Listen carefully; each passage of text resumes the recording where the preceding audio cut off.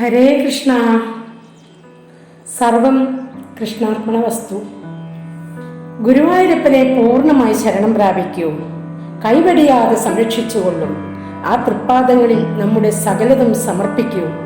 നിസ്വാർത്ഥമായ ആ സ്നേഹത്തിന്റെ മുമ്പിൽ കൈകൂപ്പി വണങ്ങൂ. ആ ഭഗവാനിൽ പൂർണ്ണമായും വിശ്വാസമർപ്പിച്ച് മുന്നോട്ടു പോകൂ. ഗുരുവായൂരപ്പനെ ശരണംഗതി പ്രാപിച്ച ഒരു പക്ഷിയുടെ കഥയാണ് ഇന്നിവിടെ പറയുന്നത്.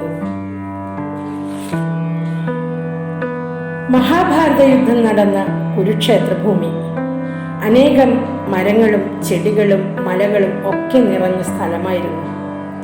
ആ യുദ്ധഭൂമിയിൽ ഒരു മരത്തിൽ ഒരു പക്ഷി കൂടി വെച്ച് മുട്ടയിട്ടു. കുറച്ച് ദിവസത്തിൽ തന്നെ 1-2 മുട്ടകൾ വിരിഞ്ഞു കുഞ്ഞുണ്ടാവുകയും ചെയ്തു. അപ്പോൾ മറ്റു പക്ഷികൾ അതിൻ്റെ അമ്മ പക്ഷിയുടെ അടുത്ത് ചോദിച്ചു, ഇത്രയും ഭയങ്കരമായ യുദ്ധഭൂമിയിൽ നിന്റെ കൂടും കുഞ്ഞുങ്ങളെയും നീ എങ്ങനെ രക്ഷിക്കും? നീ താഴോട്ടൊന്ന് നോക്കിയേ. മതമിളകി പായുന്ന ആനകൾ, യുദ്ധക്കാഹളം മുഴക്കി പായുന്ന യോദ്ധാക്കൾ. ഒരു നിമിഷം തെറ്റിയാൽ നിന്റെ മുട്ടകളും കൂടും തകരില്ലേ എന്ന്. അപ്പോ അമ്മപ്പക്ഷി പറഞ്ഞു, ഈ യുദ്ധഭൂമിയിൽ ഇത്രയും യോദ്ധാക്കളുടെയും ആനകളുടെയും നടുക്ക് ഞാൻ പൂർണ്ണമായി ശരണം പ്രാപിച്ച ശ്രീകൃഷ്ണ ഭഗവാനുണ്ട്. ഭഗവാൻ എൻ്റെ കുഞ്ഞുങ്ങൾ മരിക്കണമെന്ന് വിചാരിച്ചാൽ വേറെ ആർക്കും അതിനെ രക്ഷിക്കാൻ സാധിക്കുകയില്ല. എന്നാൽ അദ്ദേഹം എൻ്റെ കുഞ്ഞുങ്ങളെ രക്ഷിക്കണമെന്ന് വിചാരിച്ചാൽ വേറെ ആർക്കും അവരെ കൊല്ലാനും സാധിക്കില്ല.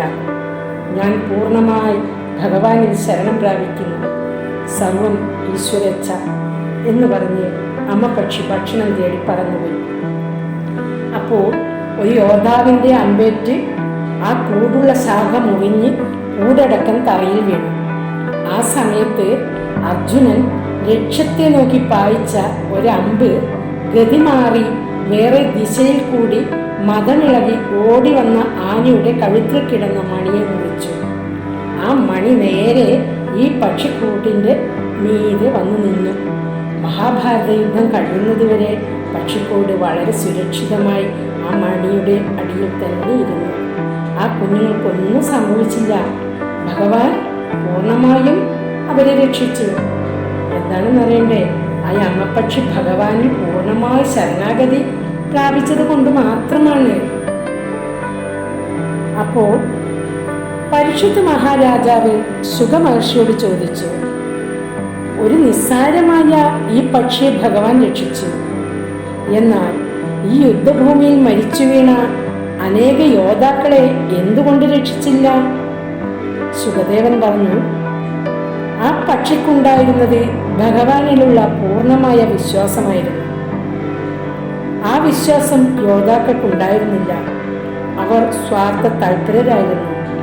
ഭഗവാനെ നിസ്വാർത്ഥമായ ആരെല്ലാം ശരണാഗതി അണയുന്നുവോ ഭഗവാൻ അവരുടെ രക്ഷയ്ക്കെത്തും. ഇത് തീർച്ചയും സത്യവുമാണ്.